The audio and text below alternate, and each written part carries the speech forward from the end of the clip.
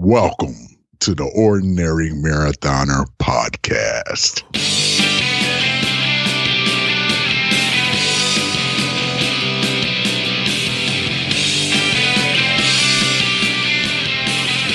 Good morning and welcome to the Ordinary Daily version of the Ordinary Marathoner Podcast. My name is Scott. I'll be your host today. It is Thursday, May 30th. It is May 30th, right? Let me check. I'm so off this week. It's been a bit of a crazy week. I want to talk about that a little bit. Now, some of you guys might remember back a couple days ago where Stephanie and I got our cars inspected. Drove the cars in. Hers got inspected, no problem. And mine, of course, had a little hiccup because of a missing sticker. The case of the missing sticker. I think I resolved what happened to the sticker, which was the registration goes through, because it's a lease, it goes through Nissan. Nissan gets the registration. They send it to me. They sent me a copy. I think they sent me a photocopy of their registration without the sticker, because the sticker is usually on that. And therefore, I don't have a sticker on my license plate, and therefore, it is a shining beacon to police officers anywhere that says, hey, this car is not registered. Even though if they run the license plate, they'll see that it is registered. It's just missing the sticker. In any case, I can't get the car inspected without the sticker, so I still have to go to the RMV to get the sticker. I haven't done that yet. But that was sort of, I believe, you ever just go through a period of time where you feel like everything is just against you? Everything you want to do. There's just an impediment ahead of you, or something. Here's another one. So I was supposed to get the hitch on the bike yesterday. We talked about this. I was very excited about the hitch. You know, really excited because I need to get the bike rack so we can take the bikes around. I'm very excited because I feel like, yes, and we talked about this yesterday. It's a little impediment that's in the way. Taking the bike off the trainer, throw it into the back of the trunk. Putting the seats down, moving baby seats, doing all that stuff just to get it to the trail to ride. And now I'll just be able to go, put the bike on and ride. Excited about it. So I went down yesterday. I had an appointment at 10 a.m. Got everything done. I got the baby out in the morning. Stephanie's in New York, so I'm flying solo. Drive out. I got home from dropping Ellie off and I snuck in my yoga. I had like 20 minutes. I had exactly enough time to sneak in the yoga and get out to my appointment for the car. Got there on time, handed over the keys. They said an hour and a half to 2 hours. So now I know what that means. That means 2 hours, if not more. And the place, it's in a little, it's in the town of Enfield, or I don't know, is Enfield a city? I don't know. But, there's things in walking distances, but it's a little trek to get to somewhere that you want to kind of hang out for 2 hours. So I chose Barnes & Noble, which is about a mile away. So I walked over to Barnes & Noble through traffic. I got there, walked around the store for like a half an hour. I was kind of like, I don't know, I can hang around in bookstores for a long period of time. It's like an airport for me. I can just kind of walk around and it's just, I love the section on, I went through this, let's just tell a story. I went through this period of life, let's call it, where I decided in my early 30s that I should really go back and read all the books that my high school and college professors assigned to me that I never really read or that I never got to enjoy, because they always felt like assignments. I didn't wrap my arms around them, or because I was either busy doing something else, playing sports, for example. You're at practice or whatever, and you miss a chapter. And you go to class the next day and you're already behind. So you're always playing catch up and you never really get, maybe you can kind of cover over it or, pay attention in class, get the cliff notes or whatever. But you never quite get to enjoy it. So I went back and I read a lot of sort of classical, I guess, novels and works and books. I enjoyed it, enjoyed them thoroughly. It was great. I have a whole list that can get it to you if you really want. But I love going to the sort of like that classic section and just looking at all the books I still haven't read and going, man, I really need to read that. And my plan was to go there and pick one of those books out, sit down in the Starbucks that's in the store, get some coffee, and just read the book. But I couldn't decide on one. I went over to the technology section. You know, I'm kind of sick of, we do this podcast, and I'm always constantly looking for ways to market the podcast because I really do a very poor job of marketing this podcast. I love producing it. I love putting it out there. I think it's decent quality. I don't know a lot of podcasts that do the video on top of the audio, but I enjoy producing it. I just don't enjoy marketing it. I don't enjoy forcing it in front of people. I don't enjoy paying for advertising. So I don't. And I watch the numbers, and it either grows or it falls. And we've gone through periods of up and down in terms of listeners and everything. But so I always go and look at the marketing books, and they always say the same damn thing. And I'm wondering, like, does it really take an expert to just repeat what everybody else says and charge $19.99 for a book? It's like get on Facebook, get on Insta, and I'm not on Instagram that much, but get on Facebook, get on Instagram, get on Twitter, do all this, pay for that, don't pay for that, call this person, have guests. I have guests all the time. It's like, they basically tell me to do exactly what I'm doing to the nth degree, and charge me $20 in the meantime. I mean, I could write a freaking book on marketing a podcast. I just, you're just going to get the same success. You're going to read it, you get the same success I do out of it. So it's a pain in the ass. It's a pain in the ass to just go through the Barnes and Noble section on marketing and podcast marketing and technology marketing and social media marketing, all that good stuff, and come away with nothing, no new ideas or anything. I don't buy those books anymore either. I do have a few of them upstairs. I don't like self-help books. I think my primary reason for not liking self-help books are, I look at a guy like Tony Robbins, who now is in trouble apparently, but guy writes 5 books. Like, if you help someone with one book, why do you have to write another book? Why do people need a second book? If the first book was so good, didn't you already help those people? Why do they need more help? If you own more than one Tony Robbins book, man, you need help. You need different help. You don't buy the same book, same guy's book. If he didn't help you the first time, he ain't gonna help you the second. I tell you who's helping who. You're helping him. You're helping him drive his Mercedes around. Anyway, that's the way I feel about self-help books. And you go down the aisle and you see the look on some of these faces. Sometimes I feel like they just get a personality to kind of throw their picture on a book and be like, yes, this is how you become successful. Meanwhile, the guy's probably eating out of garbage cans, just trying to sell a book. That's just the way I feel. And sometimes I look at him, I'm like, why would you listen to this guy? It's just my gut feeling. Why would I listen to that guy? And I feel like that. I can go down the line and look, why would I listen to this guy? I don't know. Why? What did this guy do that's so special? Oh, someone just said you should write a book. I'm trying to think. I did see one. I can't even remember. I just saw one book by like one of these reality stars, and I'm like, you've got to be kidding me. You've got to be kidding me.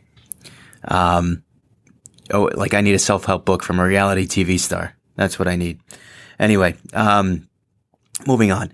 I'm in Barnes & Noble. I was like, I couldn't find anything I wanted to read. It's not that I couldn't find anything. I found a lot of things. I just couldn't pick one. And sometimes that's the problem. It's like when you go to lunch and you can't figure out what you want off the menu and everything sounds good. You just can't pick one. So I'm sitting there and I'm in the store for maybe 45 minutes just looking at different books and walking around. And, I went over to like the writing section because there's like a little writing section where you can be in a notebook. And I'm like, man, I should just, because I'm a notebook guy. You guys know that. I got one over here. I got 2 of them over there. I got some notepads back there. I buy notebooks like crazy because it always feels like a fresh start when I need a fresh start. And it's like kind of like those people that buy like 8 copies of Catcher in the Rye. Remember that? They like flag those people because they're crazy. Like that's me with notebooks. They would flag me if they knew how many notebooks I buy. So I thought about, I was like, all right, maybe I'll just buy a notebook and pen and just start writing in Starbucks to pass the time. Anyway, I'm online. I had a book. And I also found a book on the local town, just a picture book of what the town used to look like, a historical book, which was kind of neat. And I look at my phone and I got a message from the car dealer. So I'm like, oh God. At first I'm like, oh, it's ready. And then I'm thinking, no, they said an hour and a half to 2 hours. This message was like an hour later. And I'm like, there's just no way. Because I don't get that lucky. I don't get the lucky call of, hey, it's done early. Come and get it. I don't get that call. So I wound up putting the other book down and getting just the picture book from my town, East Longmeadow, which was really cool. I'm glad I got that one. And I started walking back to the dealer. I called him, And it turns out that the hitch that they ordered doesn't fit the car that I have, because I have this feature in the back where you can kind of kick your foot underneath the back bumper and it opens the trunk automatically. And so this hitch didn't account for that. So basically I would be driving around, and anytime, the hitch, basically the trunk would open. The trunk has to stay open, because at all times the sensor will think that there's someone trying to open the trunk. And I don't know if you can't turn it off or what, but the fact of the matter is at least it's not technically my car. I don't own it. So whatever they need to do, they need to do. They had to order a new part. So here I walk a mile to Barnes & Noble. I pass 45 minutes and I walk a mile back. My car's not even ready. I'm like pissed off. When I'm coming home, I crashed on the couch. I missed my workout yesterday. I didn't do anything. I did the yoga, 20 minutes, that I was able to slip in there. And that's all I did yesterday. So I'm really disappointed. Get home. I wound up taking a nap, getting up. Then I had to go pick up Ellie. Go to Dunkin Donuts. I got to tell you, I'm going to put a picture of this on the YouTube video. If you're just listening to the podcast, you got to see what they did to me. I drive out of Dunkin Donuts in my new car with my extra large hot coffee. It's so good when they do it right. And take a sip. And first of all, there's like droplets all over the mug. And I'm going, all right, they just, whatever. They poured the almond milk all over. They whatever. They mispoured it. I go to take a sip, and it just drips all over me, all over the console, all over everything. I'm like, what the hell? So I open the lid of the mug, and the entire. I'll show you guys here, but I'll put a picture on the thing. Like a whole lip of the thing was just cut out, and not only was there like a big, almost like someone took a bite out of the rim of the coffee mug, and not only that. But the person who put the coffee together strategically placed the mouth portion of the lid over top of the missing cutout portion. And the coffee just spilled all over me.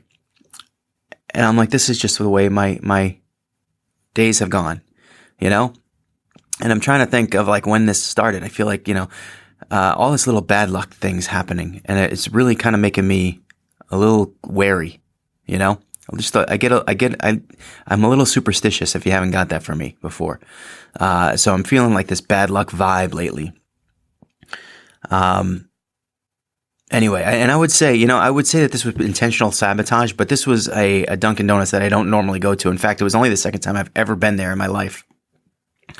So it wasn't like the person saw me and had some kind of vendetta and was like, I'm going to get that guy.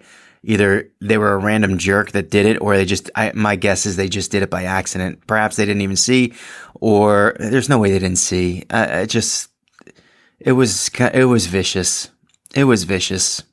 I'm going to go with vicious, because there's no way when you're putting the lid on top of the coffee, there's no way you don't see that it's broken. And then if it's broken, you kind of just don't put the mouth portion of the lid over the broken spot. It would have been okay. Everything would have been okay. I had to clean out my console when I got home.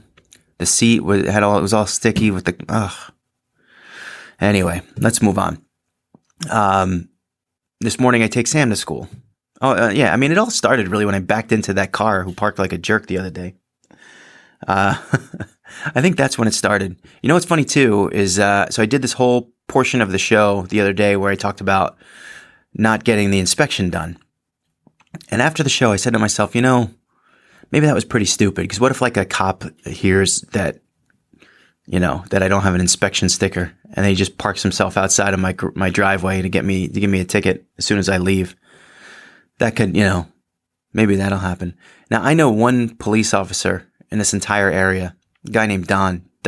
He also runs a company called Seven Roads Media, which does a lot of video work and stuff like that. I've talked to him a bunch of times, tried to get him to do some work for us here, but he's backed up and busy, and I have no money. So see where it doesn't work out there. You see where we don't mesh. So Don, I've talked to him in the past. I kind of wrote him a message a few months ago to see if he want to get involved with the Ordinary Marathon. He didn't respond, which, I know Don. We just aren't, we don't barbecue together. Good dude. Great dude. And I just hadn't talked to him. And wouldn't you know, on the morning that I say to the world that I'm driving around without an inspection sticker, the one person who I know is a police officer messages me. Hey man, how you doing? I see that your YouTube channel is going pretty well. You got a lot of content up there. Awesome. It's nice to know a guy he's just a nice guy. Just a nice guy. It was nice of him to check in. And I'm going to actually be meeting up with him next week. So I got to get that inspection done before he gets here. But I'm meeting up with him next week to talk about strategies with video and how to use these cameras, because I'm a total newbie. And he's pretty much a professional camera guy. So he's going to help me out.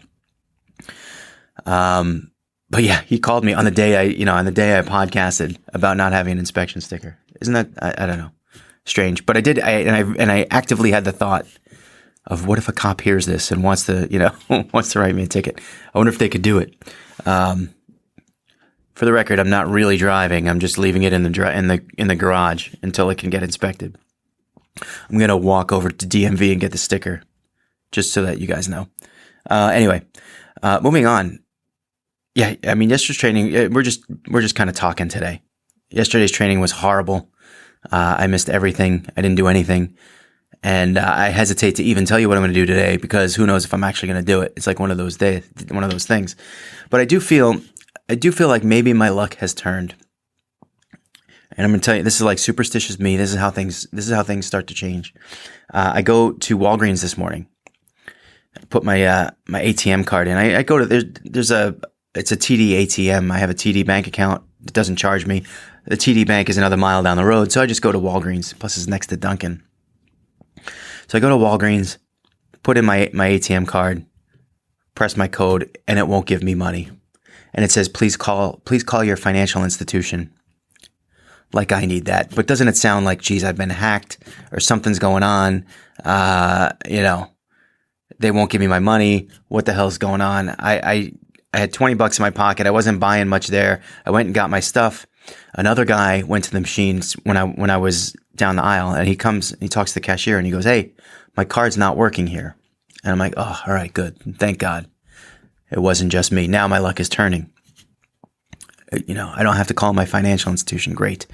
And another guy, so he leaves, another guy comes in, and the store cashier guy goes, hey, you might not want to use that ATM. 2 people have tried it this morning. It doesn't work. It spends more time over the course of a week. It spends more time out of service than it is in service. And we're not even responsible for it. Like, the bank is responsible. They come and they monitor the ATM, which makes sense. And now I'm feeling better about it. And the guy goes, oh, let me try anyway. Puts his card in, gets his money, walks away. And I'm like, oh my God, it worked for that guy. Like, what kind of luck do I have? That never works for me, but it works for a random guy. And I tried it. So then I'm like, all right, I'm going to try this again. So I tried it again. The only thing I did differently was I didn't ask for a receipt. And maybe that makes a difference. Like, maybe it's out of paper. So I didn't ask for a receipt, ask for money. It gives me money. And I'm like, there you go. That's the sign I needed. My luck is changing. I have to wait for the part to come in for the hitch. I talked to the guy yesterday. He's like, Scott, I'm going to call you. He's like, they apologized profusely. I couldn't even really be as mad as I wanted to be, because I'm walking the mile. I'm thinking, back from Barnes and Noble, I'm thinking, my thought was, geez, these guys are just incompetent. Like you're a car dealer. You don't know that you need to order a different part to put this on. Like, this is what you do. You're a Nissan dealer. It's a Nissan. You're supposed to know these things. This is just pure incompetence. And then I started thinking, he gave me a heartfelt apology. He said he had never done this before. He called me as soon as he found out that he couldn't install the new piece, and he had to order something different. When I got there, he apologized so profusely. He said, I'm sorry that you're our guinea pig. You're our test case. We never had to add a hitch to one of these cars that has the trunk opener thingy. So I'm his guinea pig, and he, I couldn't even be mad. But I wanted to say that, by the strict definition of incompetence, that's probably what it was, because it's just a lack of knowledge, right? I mean, technically that's really kind of what we use incompetence like a vicious word, but in reality, it's kind of what it was. It was just he didn't know. He didn't know something he probably should have known. That being said, he apologized. I couldn't even be mad at him. How am I supposed to be mad at him? You know, it'd be one thing if I was leaving to go to Lake Placid the next day. That's a problem. Then I'm sending him to Japan to get the Nissan part, to get his butt back here and install it. But we're not going anywhere for a few weeks. It's a little bit annoying. He did his best to get the piece. It's coming back in as soon as, he's like, Scott, I will make an appointment for you. We're not booked up, so it should be fine. But if we are booked up, I will get you in here to do the part. So he did the right thing, reacted the right way. And, like I said, I was mad that this happened, and I had to walk my butt all the way to Barnes & Noble and back. And I just couldn't be mad at the guy for the mistake. I have not talked about running or training like basically this whole podcast. It's just been all about me. That's all about me. But I tell you what I'm going to do. I had a bad day yesterday. I'm going to kind of wipe it off. I'm going to say that this ATM thing, that's the turn. Things are turning around for me right now. So I do have a few things I need to finish. I got to go get that sticker. I got to go get the new hitch. I will do that in the next couple of days. I'm not too worried about it. Just annoying things that you need to do in life. I got into a car accident the other day. Remember that? Anyway, but I haven't, knock on wood, I haven't gotten a bill for that. So I'm kind of hoping that that's off. I'm kind of hoping I've handed that car in over a week ago. So if I haven't gotten a bill yet, I think I'm in good shape, but we'll see. I'm going to get off this podcast and start training. I got to do a big workout today. I just got to do a big one. I don't even know what I'm going to do yet, but I'm due, and I need to get it done. I need to get it done. It's not a good place for me to skip workouts 60 days yesterday until Ironman Lake Placid. I felt fat this morning. It just felt like there was a little bit extra going on in the belly area yesterday. Didn't eat too well yesterday. I ate poorly. It's just, all in all, yesterday I got to kind of move on from. I just, and this is kind of what happens when Stephanie goes out of town too. It's just more responsibilities. And I just wind up, instead of having kind of my easy, A, B, C, D, normal day. I know what I'm doing. Just move right through. Instead of doing that, it was just challenging, challenging. But we'll get through it. We'll, like I said, I do think that the luck has changed. I got some good juju this morning with the ATM card thing. We're gonna move right on into the remainder week. We're gonna salvage this week with a good workout today. And some a good long run, a good long ride this weekend. That's it. So, a couple things I wanted to mention. It's funny because I do these podcasts in the morning, and I sometimes I record them, and then I re-record them when I'm done because I'm not content with the final product. So that's what I do. And some days I do it more than others. I go through streaks where I just record it. I get 20 minutes done. I go, I don't like the way that's happening, and I just start it over. So one of the things I forgot to mention was one of our group members, Stu Wiener. His father passed away late last week, and I don't think I mentioned it on the podcast. I did mention it on some iterations of the podcast that I henceforth deleted, and then I thought I was going to mention it. I just forgot. So I do want to pass along Stephanie and I pass along our condolences to Stu. At the passing of your father. I know you also missed the Vermont City Marathon this past weekend. A big marathon for you. He was training so hard and doing so well. But I talked to Stu, and Stu is going to channel this loss in a positive way by doing his next marathon and dedicating it to his father. So I think that's a great thing. I'm looking forward to seeing Stu's success because he's when Stu is on, Stu's the man. Stu gets it done. So looking forward to that. The other thing I was going to talk about the other day that I actually, we can talk about this another day. It was about strength training. It was another topic that I wanted to hit on that I wound up not. I talked about it in some iterations of the podcast, and then the final one, it got deleted. So I do want to talk about that. We're going to talk about that either tomorrow or next week. You can hold off to next week. Just about, really the gist of it was how little you need to do in order to see progress when it comes to lifting and strength training. Because I'm not doing much and I'm seeing a lot of progress. It's really good. So stay tuned for that. We're going to talk about that. Maybe we'll hit on it tomorrow. If not, we'll do it the day after, kind of the next time I do strength training. I think that's a good idea. Anyway, so get your runs done today. Get your workouts in. If you're lifting, if you're running, if you're biking, if you're swimming, if you're taking a rest day, do it with vigor. Rest like a champion, baby. Anyway, just remember, every day is an ordinary day unless you make it extraordinary. So get after it, guys.